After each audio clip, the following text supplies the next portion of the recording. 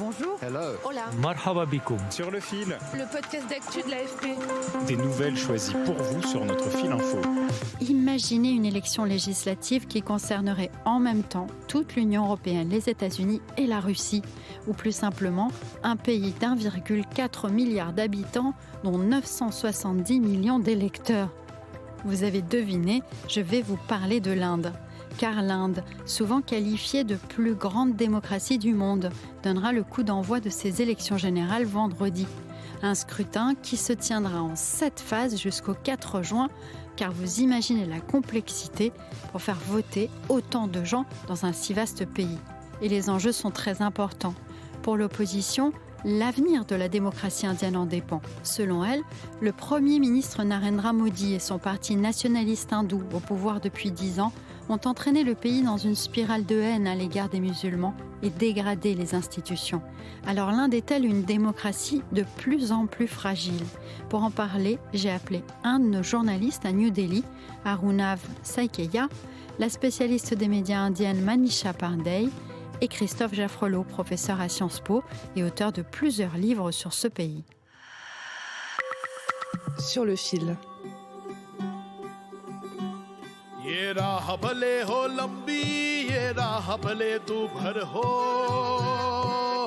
Ne vous y trompez pas, la musique est entraînante et joyeuse, mais ce clip à la gloire du candidat d'opposition Rahul Gandhi parle aussi de temps sombres et de quête de justice. Selon l'opposition qui s'est rassemblée sous une seule bannière, India, pour India National Development Inclusive Alliance, la démocratie indienne est en danger. All our bank accounts have been frozen. Tous nos comptes en banque ont été bloqués. The idea that India is the world's largest democracy, it's a lie. It's a complete lie. L'idée selon laquelle l'Inde est la plus grande démocratie du monde est un mensonge total. Près de 20% des Indiens votent pour nous et nous n'avons plus 2 roupies pour payer quoi que ce soit. La situation a été orchestrée pour nous paralyser. Right? And it has been orchestrated to cripple us in the elections. Rahul Gandhi est le leader du parti du Congrès, le principal parti d'opposition au BJP, la formation de Narendra Modi. Le 21 mars, il a organisé une conférence de presse pour dénoncer le gel des comptes bancaires de sa formation, une mesure prise pour un retard de paiement des impôts, selon l'administration. In elections are usually, we call it a festival of democracy. En Inde, les élections, c'est d'habitude un festival démocratique. Ces campagnes sont bruyantes, colorées, mais là, c'est très spécial. Arunav Saikeya est l'un des journalistes du bureau de l'AFP à Delhi qui suit cette campagne. The opposition, instead of campaigning, has largely been reduced to protesting. Plutôt que de faire campagne, l'opposition en est réduite à manifester.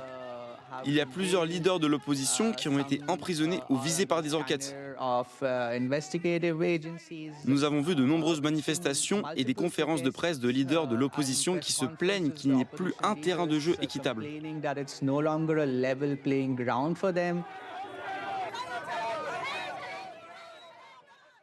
Et le nerf de la guerre, c'est effectivement l'argent. Avant son élection en 2014, Modi avait déjà investi massivement dans sa communication. Et pour cette 3e campagne nationale, menée tambour battant dans un pays où 40% de la population a moins de 25 ans, eh bien Modi pense aussi aux influenceurs.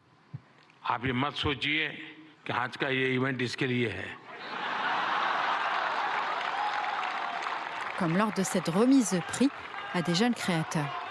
La jeune chanteuse Janhvi Singh, à laquelle il a remis un prix de la création, dit ne pas vouloir prendre parti, mais elle a quand même une idée de son choix.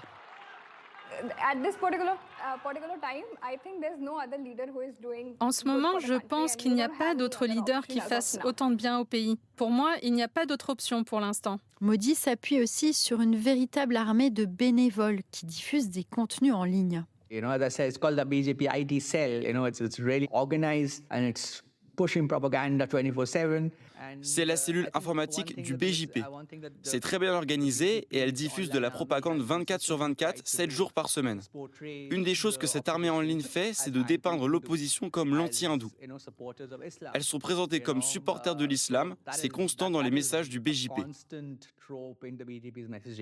That the opposition is anti-Hindu and anti-India.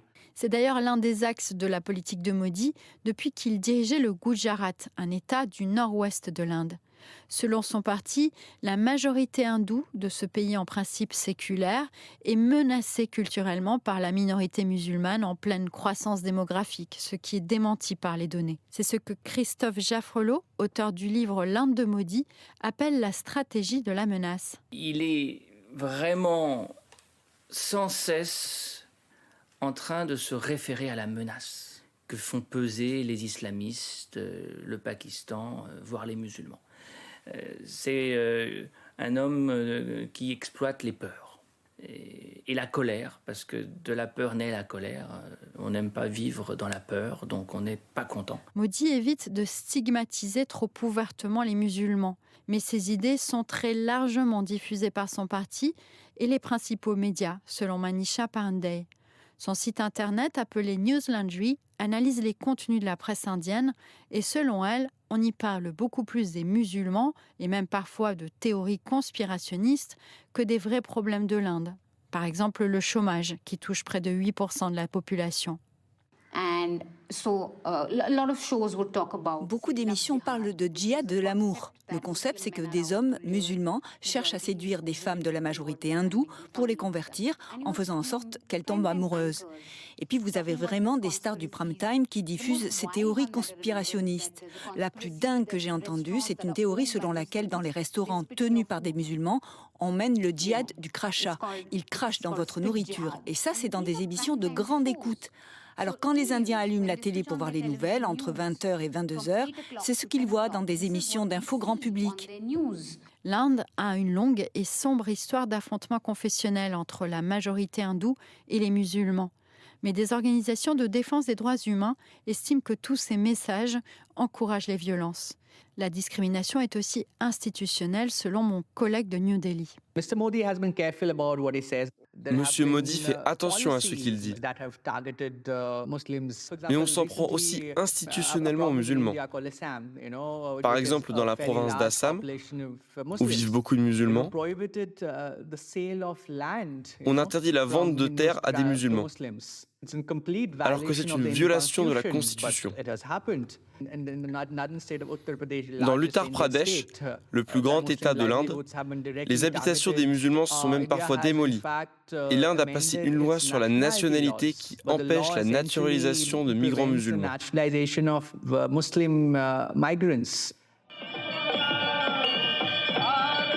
Modi, lui, exalte la grandeur de la culture hindoue et va de temple en temple. Il a d'ailleurs inauguré en début d'année le grand temple hindou Ayodhya, dans le nord du pays, construit sur un site autrefois occupé par une mosquée dont la destruction avait déclenché des violentes émeutes religieuses. Et Modi, il faut le dire, est très populaire, notamment auprès des classes moyennes, qu'il dit défendre face aux élites, au népotisme et à la corruption, en amenant le pays vers la prospérité. La croissance économique est au rendez-vous, elle devrait atteindre 7% cette année, mais les créations d'emplois restent pourtant insuffisantes selon les experts.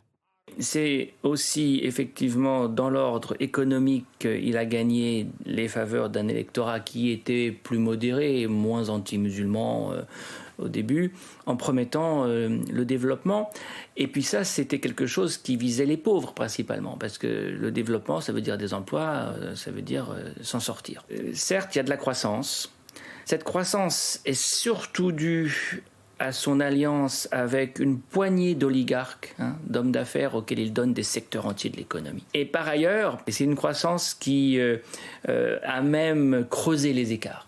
Modi et son parti ont donc le vent en poupe et ont toutes les chances de gagner. Mais l'enjeu porte surtout sur le nombre de sièges qu'ils obtiendront au Parlement. Le chiffre magique, c'est 400 sur 543. Sa victoire fait assez peu de doute, même si on n'est jamais à l'abri d'une surprise. Mais est-ce qu'il aura les 400 sièges qui lui permettent d'avoir 2/3 des voix au Parlement et donc de réviser la Constitution ou pas? S'il a ces 400 sièges, on peut craindre que toutes les clauses de la Constitution qui défendent les minorités disparaissent. Alors l'Inde est-elle pleinement démocratique ? Pour l'Institut suédois Videm, réputé pour son classement des régimes politiques, c'est devenu un régime hybride. L'Inde serait, selon cet institut, une sorte d'autocratie électorale. En clair, il y a bien des élections, mais la liberté d'expression, d'association ou la garantie d'un scrutin libre et juste ne sont plus entièrement assurées. Dans le prochain épisode, nous parlerons d'un des grands piliers sur lesquels repose la popularité de Modi, l'essor diplomatique de l'Inde. Alors restez avec nous demain. Je suis Michaela Kinsella-Kiefer. Merci de m'avoir écouté. Et si vous aimez Sur le fil, n'hésitez pas à nous le dire en nous mettant 5 étoiles dans votre app de podcast préférée. À très vite.